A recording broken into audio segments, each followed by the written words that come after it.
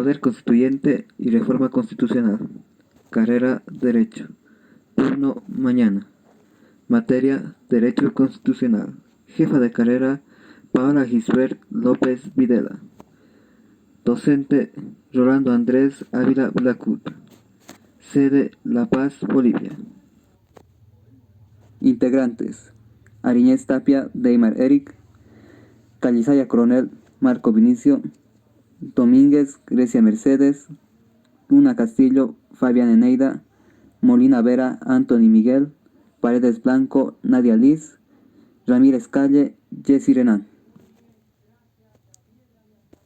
Naturaleza y definición del poder constituyente. La palabra francesa constituant, de la cual deriva la palabra española constituyente, fue utilizada y popularizada por Abe Silles. Se sostiene que el poder constituyente es un concepto supralegal y extrajurídico y que más bien encuentra su explicación en supuestos sociólogos, políticos, etc., pero no en sujetos jurídicos. Así, por ejemplo, tenemos a Carl Schmitt. En su teoría denominada decisionista, sostuvo que el poder constituyente se expresa en una decisión política. Para Schmitt, no debería hablarse de un poder constituyente propiamente tal, sino de un acto constituyente. Para Quiroga Lavie, se encuentra inmenso en el campo social, por lo que su estudio debe efectuarse desde la sociología. Para Karl Marx, al ser un Estado un aparato de poder y coerción de una clase sobre otra, la teoría del poder constituyente son reflejos de las problemáticas emergentes de las relaciones del poder, por lo que su análisis excede en el campo jurídico pasando por el económico. Es posible sostener que el poder constituyente refiere a la capacidad de instituir, crear, fundar, modificar, esclarecer y organizar un Estado mediante el establecimiento de los principios, valores y fundamentos básicos institucionales expresados en un texto constitucional que resulta precisamente del ejercicio del poder constituyente. Titular del poder constituyente. Si partimos de la consideración de que el fundamento del poder constituyente se encuentra en el concepto de soberanía entendida en general con la capacidad de autodeterminación e imponer una voluntad tanto en lo interno como en lo externo, tenemos una lógica consecuencia que el titular de la soberanía es a la vez el legitimado para ejercer y realizar el poder. Cuando se consideraba que la soberanía correspondía al monarca, quien la había recibido de Dios, el titular de la soberanía era lógicamente el monarca. Permitió pensar que el titular de la soberanía era el pueblo y por ende el legitimado para activar y realizar al poder constituyente es el pueblo, aspecto claramente establecido en el artículo 7 de la Constitución, que sostiene que la soberanía reside en el pueblo boliviano. En este punto cabe advertir que el concepto del pueblo está imbuido del elemento político, pues únicamente son los ciudadanos quienes pueden activar y ejercitar el poder constituyente, aspecto que en definitiva, de acuerdo a su configuración, podría afectar a su legitimidad. Tipos de poder constituyente. Al sostenerse que el poder constituyente tiene su fundamento en la voluntad soberana, necesariamente debe concluirse que solo la voluntad que crea y construye un Estado es la que también puede modificarlo. Así, de dicho razonamiento puede extraerse los dos tipos básicos de poder constituyente desarrollados por la doctrina, que en la realidad son un solo poder constituyente desarrollado en dos etapas diferentes. Es decir, que la crea y estructura un Estado denominado poder constituyente originario o genuino, y el que permite la reforma o eminentemente constitucional denominado poder constituyente derivado o reformado. Poder constituyente originario genuino. El poder constituyente originario es el poder creado de un nuevo Estado que actúa sobre un vacío normativo, por lo que no responde a un límite por una norma positiva anterior. Así, cuando Hasmer sostuvo que existe un derecho constitucional inconstitucional, se refería básicamente al poder constituyente originario. En este contexto resulta debatible la existencia de dos tipos de poderes constituyentes originarios. como ser el poder constituyente originario fundador, que en general es una instancia no organizada que no encuentra limitado o registrado a procedimientos preestablecidos y que da como resultado la creación, principio o nacimiento de un nuevo Estado. Por ejemplo, en nuestro país, dicho poder constituyente se tradujo en la decisión independentista de la Asamblea Constituyente del 6 de agosto de 1825 y no así en la Constitución de Bolívar, que únicamente confirmó dicha independencia. Como segundo, el poder constituyente originario revolucionario emergente de la idea básicamente de que el poder soberano cuenta con un derecho de revolución.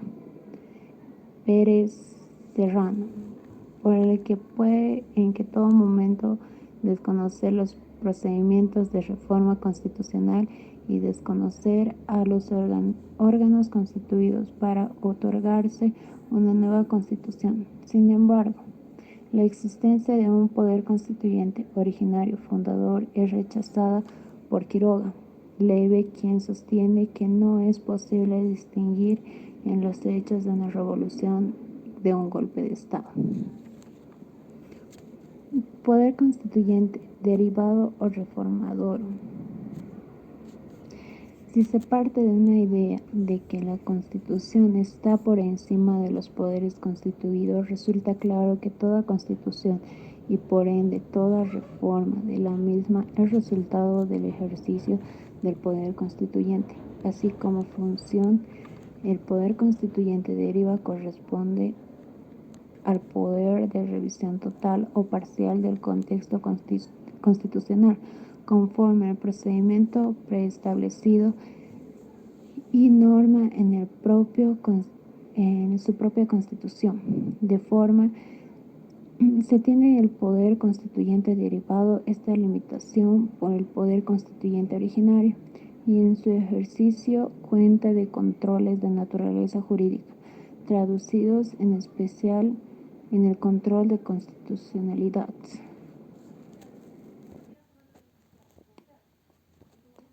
Reforma total de la Constitución.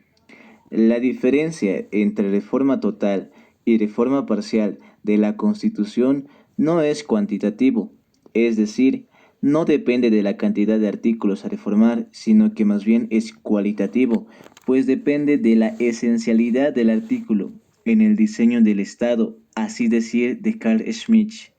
Cuando se refiere a artículos que expresan decisiones políticas fundamentales, como son por ejemplo el muro de separación iglesia, Estado, separación de poderes, etc., necesariamente se requiere la reforma total de la Constitución. La reforma total de la Constitución se la efectúa mediante una asamblea constituyente originaria, plenipotenciaria, que una vez constituida en su tarea de realizar un proyecto de constitución, no puede ser controlada por el Tribunal Constitucional Plurinacional, porque se entiende que sus decisiones en el ámbito de su único objetivo son políticas y no jurídicas. Dicha convocatoria se la convoca. Efectúa de la siguiente forma artículo 411.1 de la Constitución Política del Estado. Se convoca un referéndum por iniciativa ciudadana, 20% del electorado, por mayoría absoluta de Asamblea Legislativa, plurinacional o por la o el presidente del Estado. La convocatoria se activa mediante referéndum. Asamblea Constituyente se autorregula y se desarrolla sus funciones en coherencia a su objetivo de redactar un proyecto de constitución.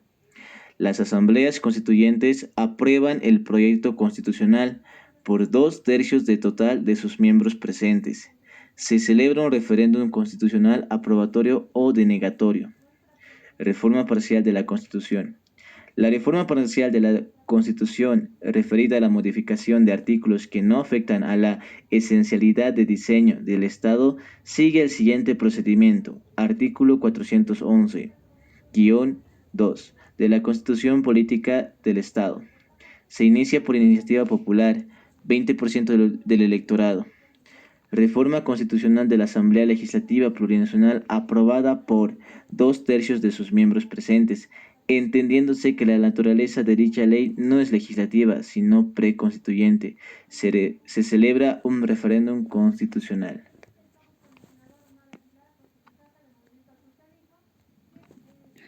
Apuntes sobre el último proceso de reforma constitucional en Bolivia. En un criterio personal, el proceso de reforma constitucional boliviano, concluido el año 2019, partió del consenso casi generalizado de la necesidad de modificar el texto constitucional, surgiendo divergencias aparentemente irreconciliables sobre el procedimiento a seguir, lo que lamentablemente distrajo el debate ciudadano sobre el contenido que debería tener la nueva constitución. El proceso de la reforma constitucional boliviano parecía develar un conflicto traducido en la sociedad civil entre la supremacía constitucional que no permitía la reforma constitucional mediante una asamblea constituyente y sin participación del poder legislativo. Por otra parte, la soberanía popular, traducida en la exigencia de sectores sociales de convocar a una asamblea constituyente y dicha contraposición se resolvió mediante la reforma constitucional del 20 de febrero de 2004, que introdujo la figura de la asamblea constituyente como mecanismo de reforma constitucional. Los que sostenían que la Asamblea Constituyente era emanación del poder constituido, derivado básicamente, sostenían que la Asamblea Constituyente era en realidad una Asamblea Constitucional, que únicamente debía proponer un proyecto de constitución a ser sometido a un referéndum, que podía ser objeto de control de constitucionalidad por parte del Tribunal Constitucional y que en relación al resto de poderes constituidos debía respetar sus atribuciones bajo el principio de independencia y coordinación.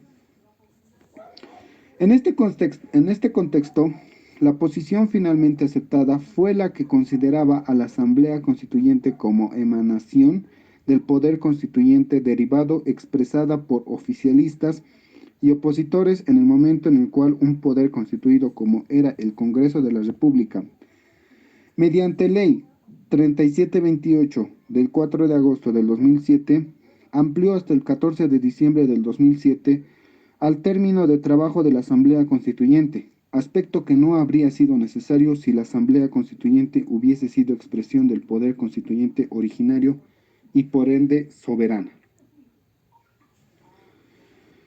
El proceso de reforma constitucional concluido el 9 de febrero del año 2009 tuvo básicamente como hitos importantes a los siguientes.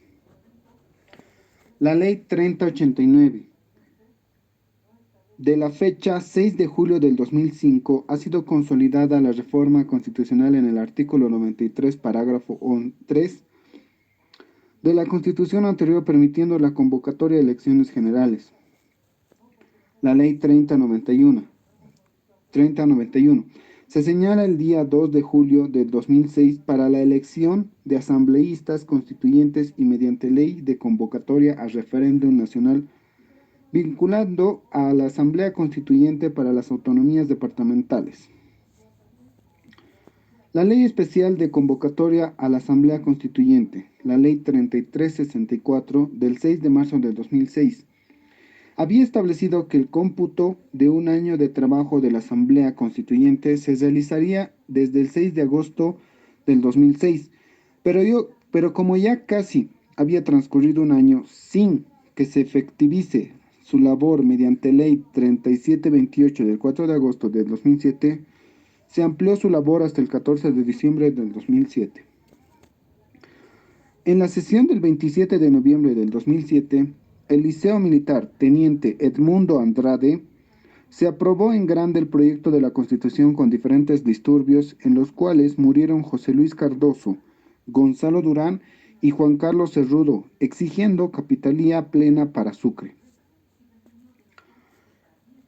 El mes de septiembre del 2008 en el departamento de Cochabamba, y únicamente en lo referente al régimen autónomo, los prefectos de Tarija, Santa Cruz y Beni se reunieron con el presidente para la revisión del proyecto constitucional. En el referéndum constitucional, 2.064.397 de ciudadanos, que se constituían en el 61.43%, votaron a favor del nuevo texto constitucional, mientras que 1.296.175 de ciudadanos, que se constituían en el 38.57%, votaron en contra del nuevo texto constitucional.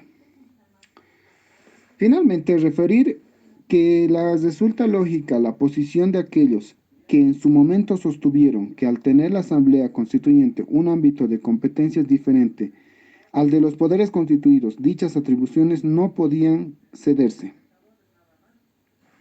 El Tribunal Constitucional Plurinacional ahora no tiene competencia para declarar inconstitucional al texto constitucional por vicios de forma, cuando el mismo se encuentra plenamente vigente.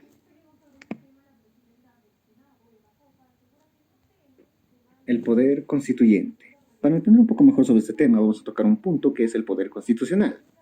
¿Qué es el poder constitucional? Es la denominación del poder que tiene la atribución de establecer la norma fundamental de un ordenamiento jurídico, definiendo la forma de gobierno o la forma de un Estado. Esta facultad es ejercida al constituir una nueva reorganización de un Estado y al reformar la Constitución vigente. Por lo anterior, habitualmente se distingue un poder constituyente primario u originario y un poder constituyente derivado. Ahora vamos a ir al siguiente punto, que es ahora sí, el poder constituyente, que puede ser definido como la potestad o atribución que tiene el pueblo de crear una norma fundamental de su ordenamiento jurídico, creando a su vez al Estado. Se puede ver que está en una potestad creadora. Constituyente es el nombre que se le da porque es un poder que constituye, el poder de constituir algo. Este poder es el mecanismo fundamental para crear a la Constitución, que es la norma base de todo ordenamiento jurídico. Ahora bien, vamos a pasar a las normas jurídicas. ¿Qué son? Son normas de conducta que rigen la vida en sociedad, expresan un juicio de valor obligatorio y absoluto. Esta definición podemos decir que la norma jurídica que rige la conducta humana en la vida en sociedad, que expresa un juicio de valor porque se valora lo bueno y lo malo, y se establece el deber ser, y además es absolutamente obligatorio, en el sentido de que todos estamos obligados a cumplirla de manera absoluta, no pudiendo ampararse ninguna persona en el cumplimiento parcial o incompleta de la norma jurídica. Ahora, para ver qué relación tenemos con el derecho en esto, vamos a hablar qué es el derecho. El derecho es un conjunto de principios y normas, generalmente inspirados en ideas de justicia y orden, que regulan las relaciones humanas en toda sociedad y cuya observancia es impuesta de forma coactiva por parte de un poder público. En el conjunto de principios y normas jurídicas de un Estado determinado constituye su ordenamiento jurídico. El derecho también es la ciencia social que estudia, interpreta y sistematiza el ordenamiento para su correcta aplicación. El derecho guarda una íntima conexión con la política, la economía, la sociología y la historia, y es el centro de problemas humanos, complejos como la determinación de lo que es justo. Características del derecho. El derecho pertenece a la familia de las normas y está constituido por normas, más específicamente dentro de las reglas obligatorias de conducta. El derecho es bilateral, porque se requiere de la interacción de dos o más personas. La coercibilidad es la exigencia de amparar el derecho en la fuerza para obtener la ejecución de la conducta prescrita, constituyendo la característica propia del derecho. Se destaca así claramente la coercibilidad de las normas jurídicas frente a la incoercibilidad de las del trato social. Pretensión de la inviolabilidad. Ya que la norma es susceptible de ser violada constantemente, el derecho requiere indefectiblemente revertirse de inviolabilidad, incluso frente al Estado a través de una sanción. He ahí porque resiste con exigencia incondicionada la intromisión del mandato arbitrario en las relaciones sociales. Ahora vamos a hablar del punto de sistema. Sistema es el derecho un sistema de normas, ya que ellas no están inconexas, caprichosamente yuxtapuestas de manera arbitraria o caótica. Antes bien, las normas jurídicas vigentes de un Estado se hallan orgánicamente correlacionadas, guardando entre sí niveles de rango y prelación. Unas son superiores y otras inferiores, y todas conforman una estructura armónica, gradual y unitaria, que evoca la imagen de una obra arquitectónica, con atinada distribución de masas al conjunto de normas positivas de un país coordinadas y distribuidas jerárquicamente, se denomina ordenamiento jurídico. Como un último punto, vamos a hablar sobre la justicia, que es inherente a toda norma jurídica, una proyección hacia la efectividad de la justicia en las relaciones humanas, como algo esencial definitorio de ella. En conclusión, el poder constituyente es el que da la atribución o potestad a un pueblo o nación de crear una norma a su ordenamiento jurídico, que su base es la Constitución, y el derecho aplica estas normas que son obligatorias e inviolables.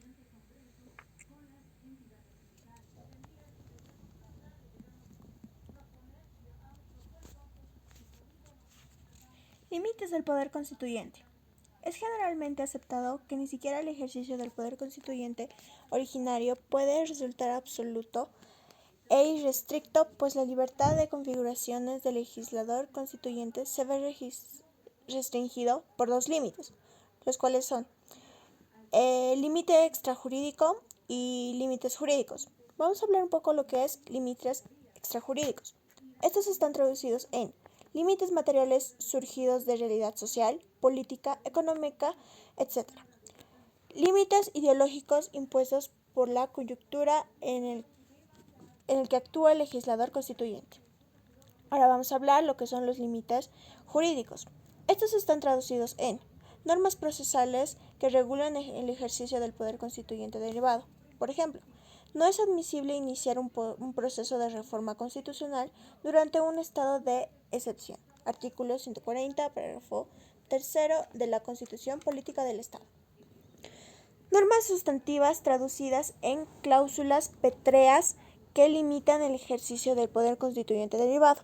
Sin embargo, Quiroga Laive sostuvo que incluso las cláusulas petreas son reformables y que en realidad son los contenidos petreos que reflejan el espíritu de todo Estado contemporáneo, los que son inmodificables. Un ejemplo, la estructura democrática de derecho, el respeto a los derechos y garantías. Para los naturalistas, el derecho natural constituye un límite de ejercicio del poder constituyente originario y al poder constituyente derivado. Respecto al poder constituyente originario, debe considerarse el denominado orden constituyente, diferente al orden constitucional, que emerge de pactos preconstituyentes o de normativa que regulan la formación de la voluntad constituyente y el nacimiento de un Estado. Así, por ejemplo, tenemos el decreto de 9 de febrero de 1825, por el cual el mariscal Antonio José de Sucre reguló la conformación de la Asamblea Constituyente. En el constitucionalismo contemporáneo, los derechos humanos aceptados por la comunidad internacional como jus cogens constituyen también un límite tanto al poder constituyente originario como al poder constituyente derivado, y es esta una de las razones por las que Carre de Malbert sostuvo que hay que dejar esa idea que constituyente no está regido por el derecho.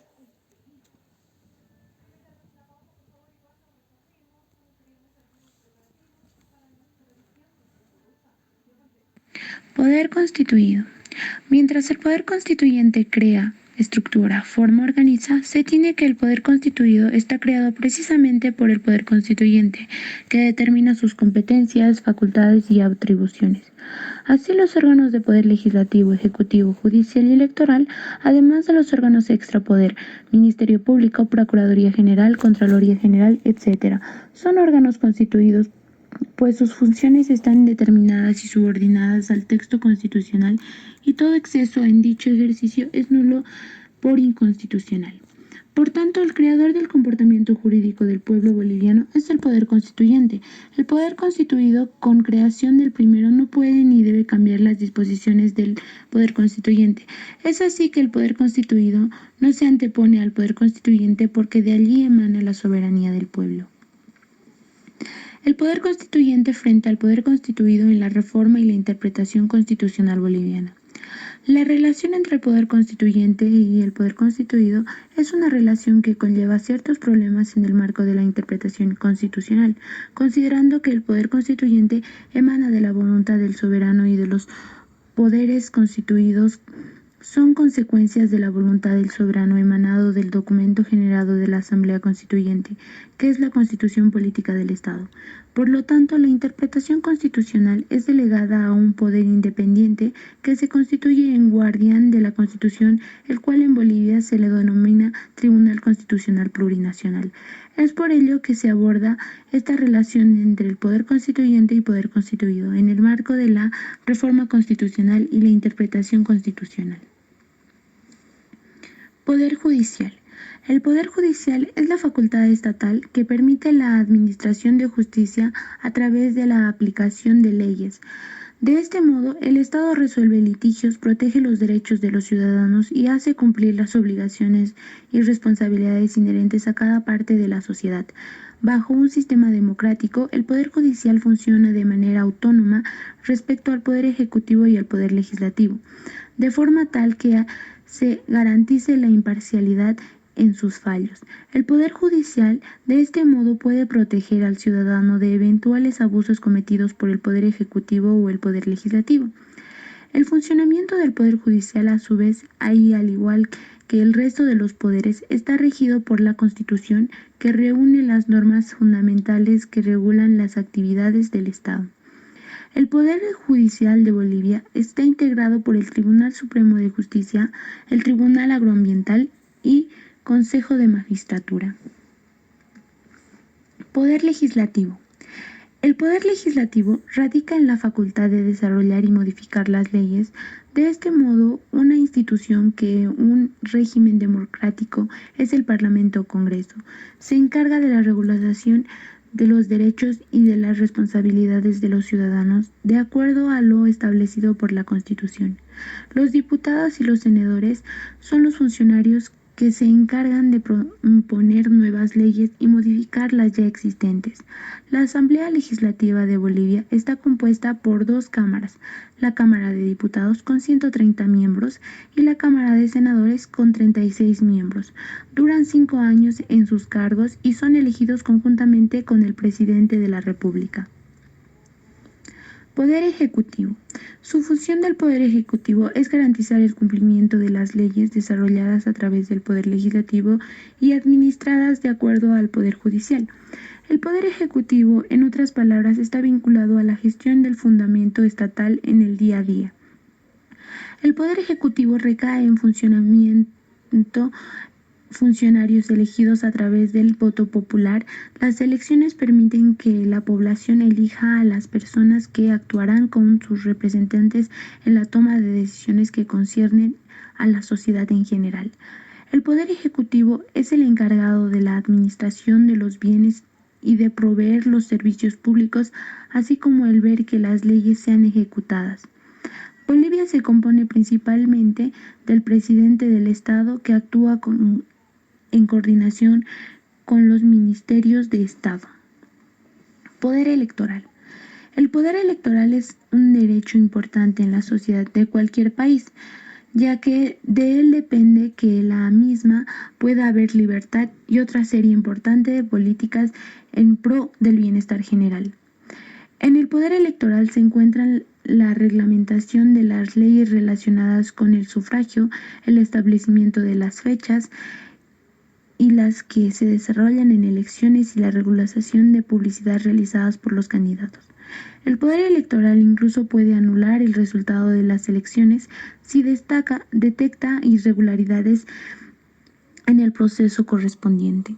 El Poder Electoral del Estado Plurinacional de Bolivia está conformado por el Tribunal Supremo Electoral, los tribunales electorales departamentales, los juzgados electorales, los jurados electos y los notarios electorales.